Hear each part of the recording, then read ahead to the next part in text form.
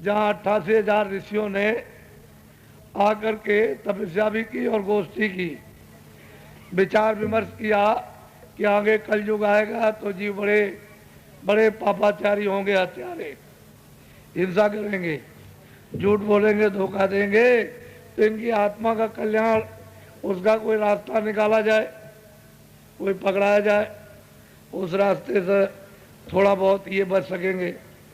तो वहीं बैठ कर के भागवत, वो नीम सारणी स्थान है भागवत लिखने का, उसी स्थान से सत्यनारायण की कथा, जो सब भाषाओं में अपने अपने प्रांत में आप लोग जो सत्यनारायण की कथा करते हो, वही 88,000 ऋषि आकर के गोष्ठी की थी, विचार विमर्श किया था, कहते हैं तपस्या भी उसी स्थान पर 13 जुलाई से 12 जुलाई तक एक महामानव कर्म प्रायश्चित कुंभ लगने जा रहा, जो इलाहाबाद से बहुत बड़ा, जो हजारों वर्षों के इतिहास को पीछे कर देगा।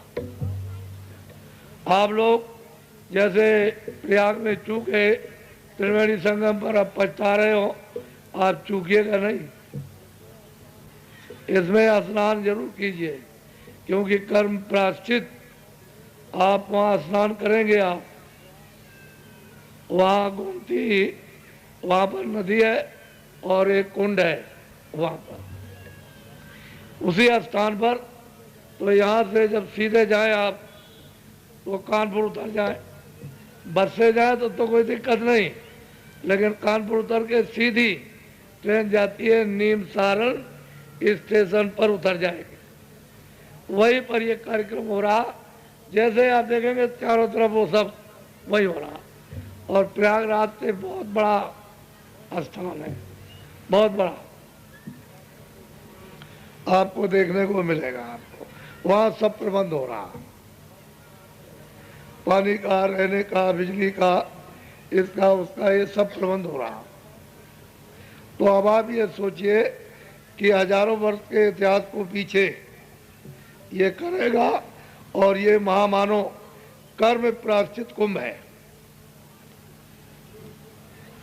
इसलिए ये सुनने को आपको इस तरह का कभी जीवन में आपको अवसर नहीं मिला, ये सुनने को मिलेगा। तो कर्म प्रायश्चित है ये जो कुंभ लग रहा, तो उसमें जो जो आपने किया है, आँख से, कान से और जबान से और हाथ से और पैर से और मन से और बुद्धि से और चित्त से, ये जो जो किया है उसका कुछ प्रायश्चित, तभी तो तुम हल्के हो गए। आगे तो आपने ये प्रतिज्ञा की थी गंगा जी में स्नान करने पर कि हम बुरा काम नहीं करेंगे, अच्छा करेंगे, बुरा नहीं करेंगे।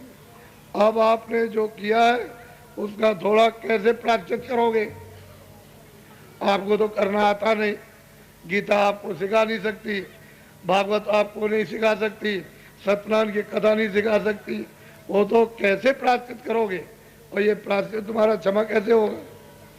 वहाँ तो पानी नहीं जाएगा, वहाँ अग्नि और तलवार भी नहीं जाता है जो कर्मों को काट दे। वो तो आपको जब तक युक्ति नहीं मिलेगी तब तक है कर्म प्रायश्चित, ये माफ नहीं होते। आप वहाँ आइए, नहीं तो 4 खाने, 84 लक्ष्योनियाँ और नरक, इसमें से निकाल के बंद कर देगा। तुम तो ये कहते हो, अरे मैं ये कहता हूँ कि भाई ये शरीर तुम्हारा नहीं है, इस जीवात्मा का, और जितना सामान जो तुम बाहर देख रहे हो, ये सामान जो इकट्ठा करते हो, ये तो इसके लिए बताया गया, शरीर की रक्षा के लिए, ताकि ये शरीर तुम्हारा निरोगी रहे, और जिसमें जीवात्मा बैठी हूं तो इसका ही नहीं। वो तो उन्होंने कहा कि भाई देखो इसको निरोगी रखो और मेरे शरीर के द्वारा जीवात्मा को जगाओ और वापस पहुंचाओ, झगड़े से अलग हो जाओ, जन्म मरण से इससे तुम बच जाओ। तो तुम कहते हो मेरा, तुम चिल्लाते हो ये तुम्हारा है, सब ये पड़ा है, कोई तुम्हारा नहीं है, हमारा नहीं है शरीर। ये जिसमें बैठे ये किराए का मकान है, मुझे खाली करना। तो ये बताओ, जब इसको खाली करेंगे तो मुझे ले जाएंगे? तो मैं तुमसे कह दूं कि तुम लेकर के जाओगे, जब मैं खुद चिल्ला रहा हूं कि मेरा नहीं है, और मुझे कुछ एक सुई की नोक भी यहाँ से लेके करके जाने नहीं दिया जाएगा, तो आपको कैसे कह दूंगा? इसलिए आप इस सब चीजों से, ये सामान इसका है, रक्षा के लिए खाना, कपड़ा, दवा, रहना सहना, मकान, ये सब कुछ इसका। और इसमें जीवात्मा बैठी है मकान में किराए के, तो इसका भी नहीं है। जीवात्मा के घर ही है, देश ही नहीं, ये तो परदेश है।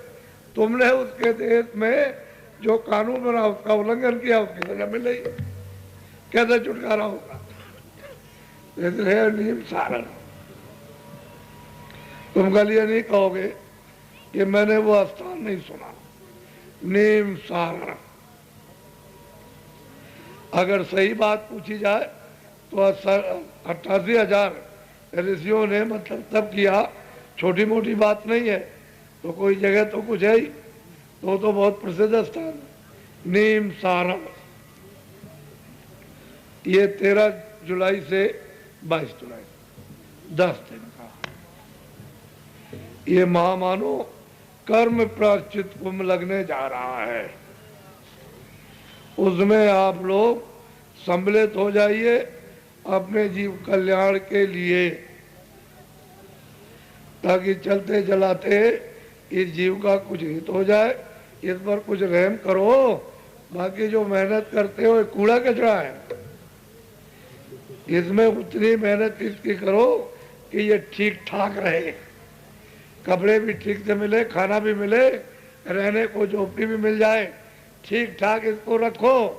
और जो तुम्हारे पास उसको संभाल के रखो कि ये इसके काम आएगा, जीवात्मा के काम कुछ नहीं आएगा। अब जीवात्मा का धन कमा लो, तो कमा के रखोगे तो वो उसके काम आएगा, ये छूट जाएगा, ये छूट जाएगा, तो जो कमा के रखा वो साथ चलेगा। और जीवात्मा का धन चेतन और शरीर का धन जड़, मिट्टी, कूड़ा कचरा, ये भी मिट्टी है। इसमें जीवात्मा बैठी है, इसलिए चलता फिरता बोलता है, लेकिन जीवात्मा रहते हुए बदबू करता, दुर्गंध करता। ये मिट्टी है, इसको कोई रख नहीं सकता। तो आप लोग मोम जामा,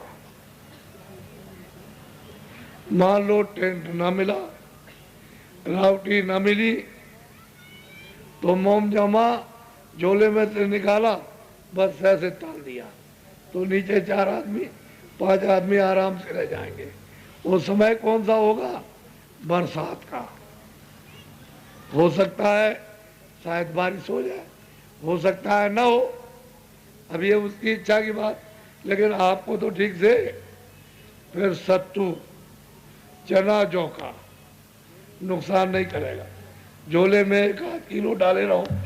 मान लो लकड़ी भीग गई, भंडारा भीग गया, ये हो गया, तो मान लो कि रोटी नहीं बन सकी, तो सट से सत्तू निकालो, अपना और बच्चे उनको भी खिला दो। सेहत का काम करो, ऐसा नहीं। और यहाँ सेवा लिखाओ, हर एक नामदानी यहाँ रजिस्टर पर कल सुबह से चलेगा रजिस्टर, उसमें सेवा और दस्तखत करो, भरेंगे हम। इतना सीसी में घी, इतना तेल, ये सब हिसाब हम तुमको दे देंगे वहाँ। और तुम हिसाब लगाना कि हम आए थे तो हमने कितना खर्चा किया अपने इस पर, अपने बच्चों पर, तो तुमको पता चलेगा। तो तुम नहीं जानते हो, भंडारों में होती है बरकत। तुम्हारे आगे पीछे रिश्तेदार, दोस्त मित्र, मिलने जुलने वाले कहते हैं भाई हम भी अच्छी जगह चलेंगे, चलो वहाँ पर हम भी प्रायश्चित करेंगे, अपनी जीवात्मा का कल्याण होगा। तो वो तो कुछ लेकर के नहीं आ रहे, तो उसी में से खाएंगे। गुर नहीं तेरे धन का भूखा, वो तेरे धन का भूखा नहीं, उन पर धन है भक्त का। पर तेरा उपकार करामे और भूखे प्यासे को दिलवाने। जो लोग जिनके पास कुछ नहीं, उनको भी तुम्हारे हिस्से में से दिलवा देंगे, उनकी मेहर मुफ्त तू पावे। जो उनकी दया हो जाएगी आत्म ज्ञान की मुफ्त में मिलेगी।